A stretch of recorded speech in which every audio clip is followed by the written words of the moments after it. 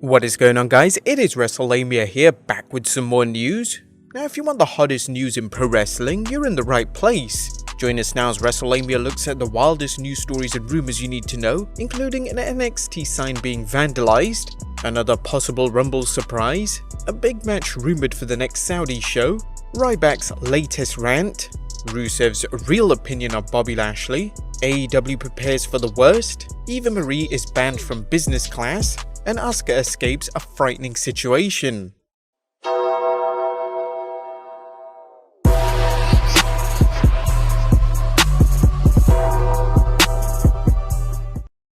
Be sure to subscribe and hit that notification bell for daily wrestling videos.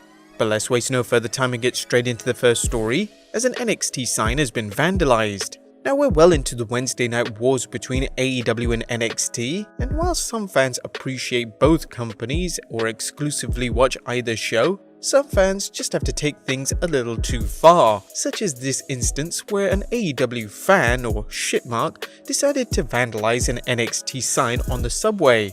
The person spray painted AEW Be Elite and put TNT over USA Network. What a ridiculous thing to do. Now, by all means support the promotion you want to, but don't do shit like this. It's petty and childish, and it can get you in a lot of trouble. Next up, another possible Rumble surprise. A recent tweet from NXT star Finn Balor hinted at a possible appearance at the Rumble. When Kurt Hawkins tweeted that he misses Finn Balor, Balor replied, "See you Sunday." Is this a hint of Balor showing up, or just a distraction to keep the WWE Universe guessing who the surprise entrance will be in the Men's Royal Rumble?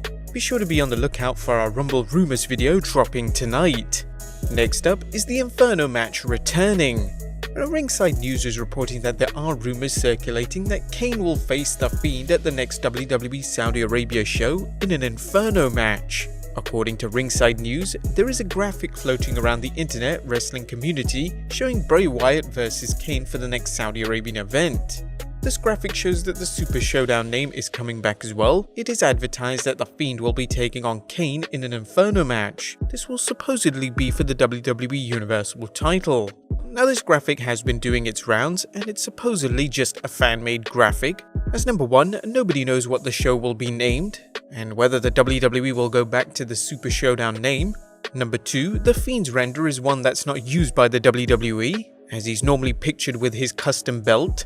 And number three, some say Kane's return was only there to just promote his most eliminations. However, some of it would make sense in light of Kane's confrontation with The Fiend on 17th January SmackDown. And of course, as always, WWE like to go over and beyond for these Saudi shows. So who knows, we might see the Inferno match return. Do you guys want to see the match return? Let us know in the comments down below. Next up, Triple H recalls his first meeting with Mr. McMahon. Triple H is firmly entrenched in the WWE, not only as one of its premier performers, but as an important cog in its inner workings. That wasn't the case though back in late 1994, when an ambitious but unproven Paul Levesque was working in WCW, got the call from WWS Vince McMahon. During an appearance on the program Wikipedia Fact or Fiction, the game recalled his first discussion with the WWF Kingpin. He was like, "I want you to come here. I think you're a talented kid. I'm not offering you any spot. I'm offering you a spot. I don't guarantee money." I had told him when I came in, it's not about the money for me. I want to work every day. I want to work the best. I want to be the best.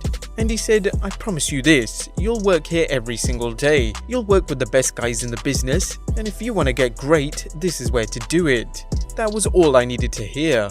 After a rough spell following 1996's infamous curtain call incident, be sure to check our Behind the Titantron episode for more details. Helmsley slowly rose to the top in the WWE, becoming a key figure and later a corporate executive. Next up, Ryback's latest rant. Of course, not everyone is a Triple H fan, with former WWE superstar Ryback being one of his biggest critics. As he often does, Ryback used his podcast to criticize the WWE, targeting Triple H's recent inappropriate joke towards Paige, where Triple H made the so-called joke that Paige has kids she doesn't even know about. Here are some snippets of Ryback's thoughts on Hunter's comments. "That's a joke typically you'd say about guys. I think that makes him look foolish, as how would she have kids she doesn't know about? I know it's jokes and haha, but it's a joke for guys and not typically for women. Ryback made a remark that others have made, suggesting that Helmsley's public comments may reflect what he says behind closed doors. It comes off as a little bit of bullying to me, and I've seen how he is within that environment, and I think it was a little slip on his part from the Hunter backstage to Hunter in the media. I've seen that all too often being there. Ryback's remarks are just one of several made by those in the industry criticizing Triple H. Next up, Charlotte Flair talks up famous dad. Second-generation superstars can find themselves with big shoes to fill, and it's hard to imagine bigger shoes to fill than Ric Flair's. Just ask Flair's son David. When Charlotte Flair entered wrestling, this is something she knew she had to deal with. During an interview with Metro.co.uk, Charlotte explained her original expectations for wrestling and what happened. It wasn't wanting to continue the legacy, it just happened. How do you ignore the fact that your father is Ric Flair? Charlotte explained that she was not allowed to use any of her famous father's mannerisms or his figure 4 leg lock, but that eventually changed. While Charlotte is proud of her father, she also wants to chart her own path, and she obviously has, already scoring 10 Women's World Championships during a WWE career. Next up, Rusev's real opinion of Bobby Lashley.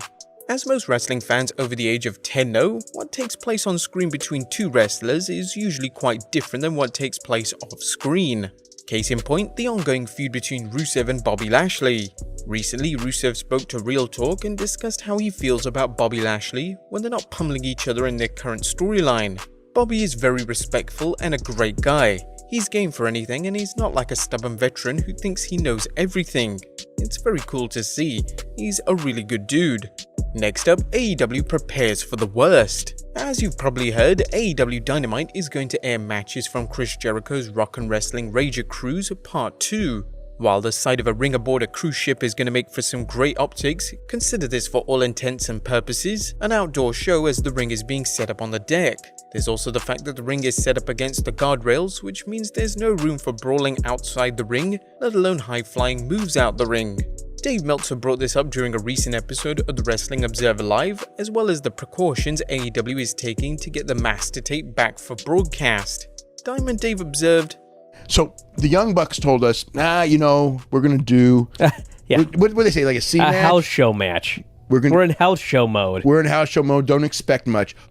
It was not as good a match as you would expect if you saw it on Dynamite, but the only difference was, it wasn't that they didn't do any less, it was that they couldn't do any dives. That was it. It was, everything else was bing, bing, bing, like all these moves, all these big moves, not missing a thing. It was like a genuine 4-star match.